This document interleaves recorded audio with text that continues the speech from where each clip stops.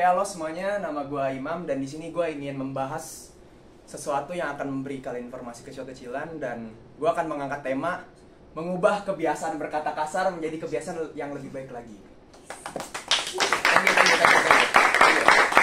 Ya, alasan gue memilih tema ini itu karena gue sebagai soft spoken, gue serius tentang hal ini, tapi gue juga lagi belajar untuk coba mengolah kata-kata kasar untuk jadi lebih baik lagi.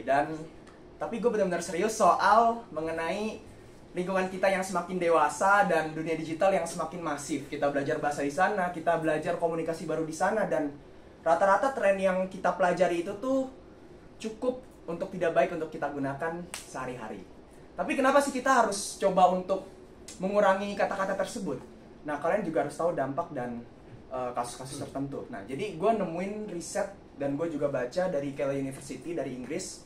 Itu ditulis oleh Dr. Richard dan di situ tuh judul disiplin ilmiahnya adalah berbicara bahasa kasar akan meningkatkan performa tubuh.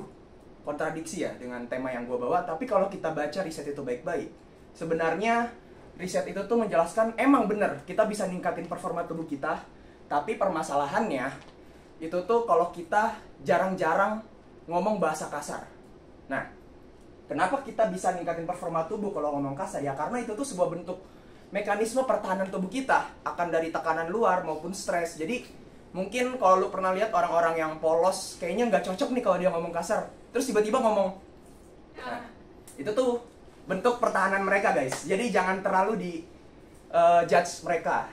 Tapi permasalahannya kalau kita sering ngomong kasar, 1 detik ngomong kasar, 1 menit ngomong kasar, setiap hari ngomong kasar, ya efek pertahanannya hilang, bos. Gimana coba mau dapat efek positif itu lagi? Nah, makanya itu tuh juga berdampak ke kalian semua. Mulai dari tanpa kalian sadari itu juga bakal merusak pertemanan kalian kalau kalian keceplosan ngomong kasar. Karena kalau udah kebiasaan nih kalian ngomong kasar, apalagi kalian udah nggak bisa ngelihat situasi kondisinya maupun tempatnya, dan kalian udah nggak bakal mikirin lagi nih. Walaupun dalam konteks bercanda ya mungkin aja orang itu bakal baper, tapi kan nggak bisa disalahin juga orang itu baper. Yang harus diintrospeksi diri kita dulu nih, kenapa kita masih biasain kata-kata ini keluar dari ucapan kita. Nah, ya mungkin bisa hancur situasi hubungan keluarga kita, pasangan kita, teman-teman kita. Cuman kan balik lagi itu dari kitanya kan. Tapi kalau kayak gitu kita harus apa nih sebenarnya? Apakah kita tinggal gak ngucapin kata-kata kasar? Gak semudah itu sebenarnya. Nah, sebenarnya ada cara, yaitu dengan cara mengontrol emosi kita. Sebenarnya langkah pertama untuk mengontrol emosi ini yaitu dengan menghilangkan bias dalam persepsi kita. Itu apa sih? Yaitu bahwasannya kitalah yang mengontrol emosi, bukan emosi yang mengontrol kita. Tapi kan aku kan udah punya perasaan kayak gitu dari dulu. Aku kan sifat aku dari lahir kayak gitu. Yang gak gitu konsepnya.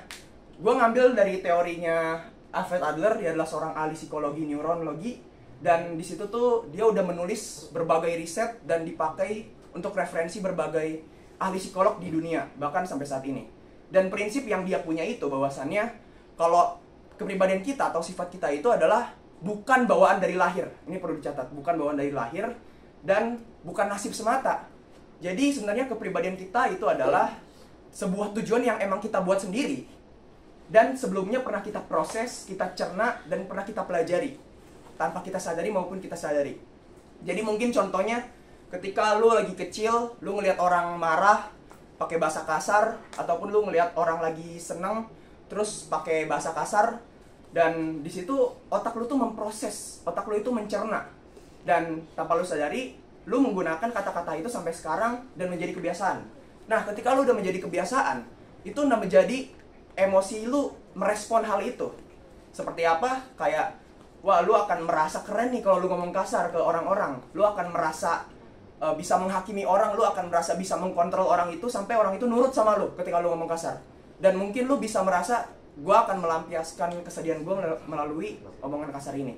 Padahal mah sebenarnya itu adalah sebuah pemikiran destruktif yang emang mekanisme otak itu melakukan hal tersebut.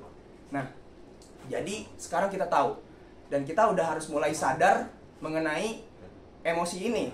Makanya selain itu, ketika kita sudah mulai bisa menyadari emosional kita, kita sudah bisa melakukan respon apa yang ingin kita lakukan ke depannya melalui emosi kita. Nextnya, kita bisa mulai melakukan yang namanya prakteknya. Jadi ketika mungkin kalian lagi kesel nih sama orang, kalian udah pengen caci maki orang itu, udah pengen baku hantam lah. Coba kalian tenangin diri kalian, tahan sejenak diri kalian, coba tarik nafas pelan-pelan, dan coba turn off-in emosi lu yang mau meledak-ledak itu. Gue jamin itu bakal bisa ketika lo udah sadar. Dan mungkin lu bisa coba ubah kalimat-kalimat yang maki-maki itu jadi kayak, gue kecewa banget. Nah itu kan sebenarnya komunikasi yang lebih terarah, lebih terpola, dan justru itu lebih dewasa dan profesionalitas dibanding ketika lu komunikasi caci maki sana sini, itu nggak bakal ada arah dan tujuannya. Nah jadi itulah kenapa kita sudah harus memfilterisasi dari kata-kata kasar tersebut. Nggak apa-apa sebenarnya untuk mengucapkannya, tetapi balik lagi jangan dipakai sering-sering. Oke? Sekian dari saya, semoga ini bisa membantu kalian untuk membawa dampak dan perubahan, sehingga perubahan hal kecil maupun hal besar juga bisa membawa ke saya sendiri juga. Terima kasih.